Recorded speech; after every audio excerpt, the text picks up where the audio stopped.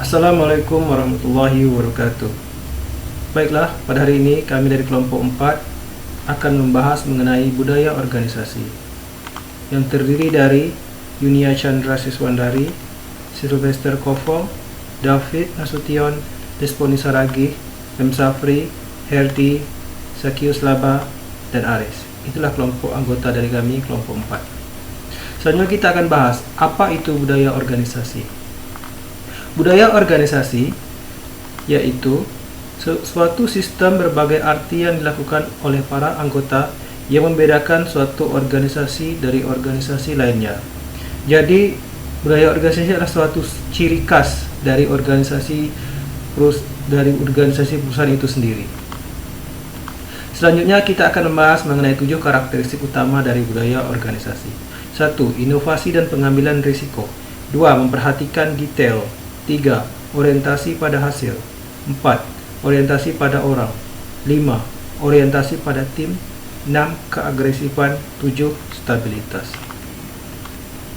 Selanjutnya 3 tingkat budaya organisasi. 1. Budaya organisasi yang tampak, visible. 2. Budaya organisasi yang tidak tampak, invisible. 3. Keyakinan yang paling dalam atau asumsi-asumsi yang tersembunyi. Budaya merupakan istilah yang bersifat deskriptif. Budaya organisasi berkaitan dengan bagaimana karyawan memahami karakteristik budaya suatu organisasi dan tidak terkait dengan apakah karyawan menyukai karakteristik itu atau tidak. Budaya organisasi adalah suatu sikap deskriptif, bukan seperti kepuasan kerja yang lebih bersifat evaluatif. Penelitian mengenai budaya organisasi berupaya mengukur bagaimana karyawan memandang organisasi mereka. Apakah mendorong kerja tim? Apakah menghargai inovasi? Apakah menekan inisiatif? Apakah organisasi memiliki budaya yang seragam? Baiklah, kita akan bahas bahwa individu yang memiliki latar belakang yang berbeda atau berada di tingkatan yang tidak sama dalam organisasi akan memahami budaya organisasi. Sebagian besar organisasi memiliki budaya yang dominan dan banyak subkultur, di mana budaya yang dominan yaitu mengekspresikan nilai luhur yang diberikan oleh mayoritas anggotanya dan memberikan efek kepribadian organisasi yang berbeda. Subbudaya yaitu budaya kecil di dalam organisasi, cenderung berkembang di dalam organisasi besar untuk merefleksikan masalah. Budaya kuat lawan budaya lemah. Ini adalah perbedaan antara budaya kuat dan budaya lemah. Kita akan bahas mengenai budaya yang kuat, yaitu suatu budaya yang nilai luhur secara intensif dianut dan disebarkan secara luas. Misalnya, dalam menanggapi survei manajemen, jika sebagian para pekerja memiliki opini yang sama mengenai misi dan nilai organisasi. Sebaliknya, budaya lemah dalam menanggapi survei manajemen, para pekerja memiliki opini yang besar atau opini yang sangat besar variasinya. Budaya versus formalisasi. Formalitas yang tinggi akan menciptakan prediktabilitas, ketertiban, dan konsistensi. Dan suatu budaya yang kuat akan mencapai tujuan akhir yang sama. Tanpa kebutuhan akan dokumentasi, maka formalisasi dan budaya adalah dua hal yang berbeda menuju pada tujuan yang sama. Apa yang dilakukan oleh budaya? Oke, kita lihat, yaitu fungsi budaya. Budaya menciptakan iklim,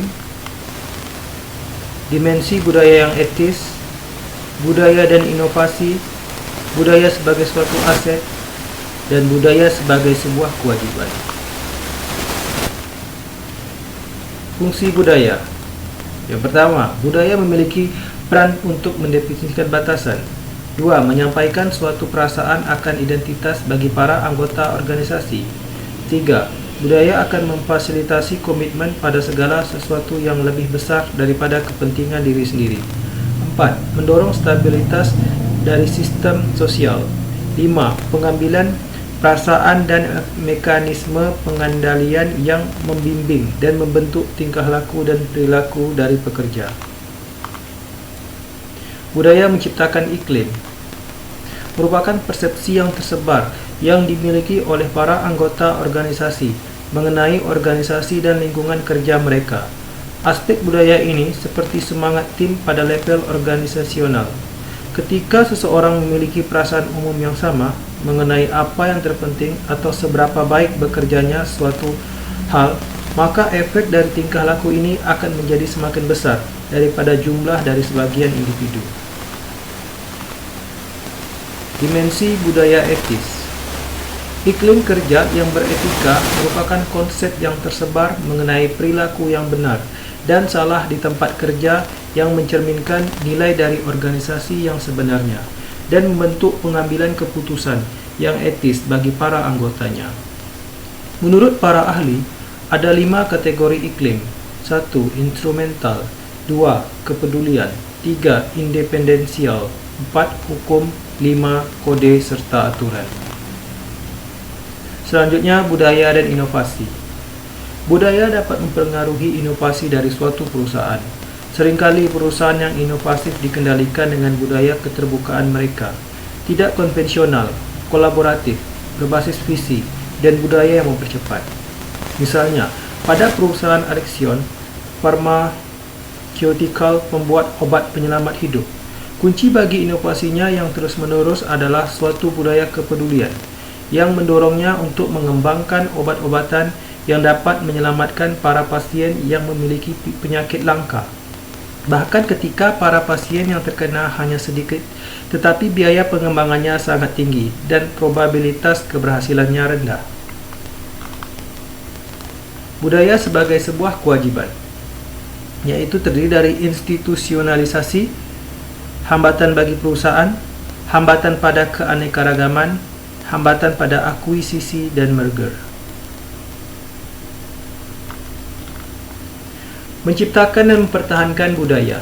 Yang pertama yaitu A. Kita bagaimana sebuah budaya dimulai. Budaya dimulai dari kebiasaan, tradisi, dan cara umum organisasi saat ini dalam melakukan suatu hal. Sebagian besar sehubungan dengan apakah hal ini telah dilakukan sebelumnya dan seberapa berhasilnya dahulu melakukannya. Pencipta budaya terjadi pada 3 cara. 1. Para pendiri merekrut dan mempertahankan hanya para pekerja yang berpendapat merasakan hal yang sama dengan yang mereka lakukan. 2. Menanamkan dan menyosialisasikan cara mereka dalam berpikir dan merasakan terhadap para pekerja. 3. Perilaku dan para pendiri sendiri mendorong para pekerja untuk mengidentifikasi dengan mereka dan menginternalisasikan keyakinan, nilai, dan asumsi mereka. B. Mempertahankan suatu budaya hidup. Ketika suatu budaya telah pada posisinya, maka praktik di dalam organisasi mempertahankannya dengan memberikan kepada para pekerja suatu rangkaian pengalaman yang sama. Terdapat 3 paksaan dalam mempertahankan suatu budaya. 1. Pemilihan. 2. Manajemen puncak. 3. Yaitu norma-norma yang menyaring melalui organisasi. Kita lihat mengenai proses sosialisasi, yaitu sebelum kedatangan. Selanjutnya akan dilakukan pertemuan. Setelah itu terjadi metamorfosis, perubahan-perubahan yang harus dilakukan untuk membentuk hasil itu tadi, yaitu melalui produktivitas, komitmen, dan tingkat perputaran. Budaya ditransmisikan kepada para pekerja dalam beberapa bentuk yang paling berpotensial, yaitu bagaimana para pekerja mempelajari budaya.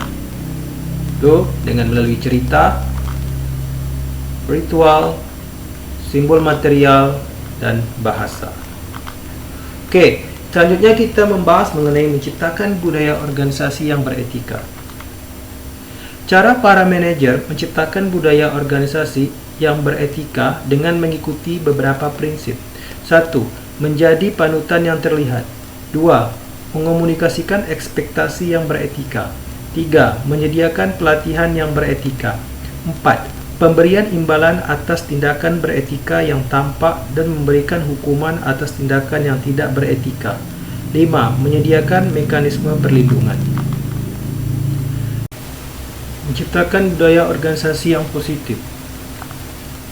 Budaya organisasi yang positif merupakan suatu budaya yang menekankan pada 1. Membangun kekuatan pekerja.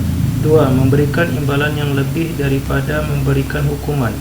3. Serta menekankan pada vitalitas dan pertumbuhan dari individu. Spiritualitas dan budaya organisasi. 1. Spiritualitas di tempat kerja adalah pengakuan bahwa orang-orang memiliki kehidupan dari dalam yang memelihara dan dipupuk oleh pekerjaan yang bermanfaat yang terjadi dalam konteks komunitas. 2. Karakteristik dari suatu organisasi yang spiritual. Konsep dari spiritual itu di tempat kerja yang ditarik dari pembahasan sebelumnya mengenai nilai etika, motivasi, dan kepemimpinan. 3. Mencapai organisasi yang spiritual. Banyak organisasi yang telah meningkatkan karakteristiknya akan spiritualitas, tetapi memiliki kesulitan dalam menempatkan prinsip-prinsipnya ke dalam praktik pelaksanaan. Beberapa tipe dari pelaksanaan dapat memfasilitasi suatu tempat kerja yang spiritual. Kritik atas spiritualitas. Kritik atas gerakan spiritualitas di tempat kerja menitik beratkan pada 3 permasalahan. 1. Apakah sebenarnya yang dimaksud dengan spiritualitas di tempat kerja? 2. Apakah organisasi memiliki hak untuk memaksa nilai spiritualitas terhadap para pekerjanya? 3. Mempertanyakan mengenai ekonomi, apakah spiritualitas dan keuntungan tersebut sesuai?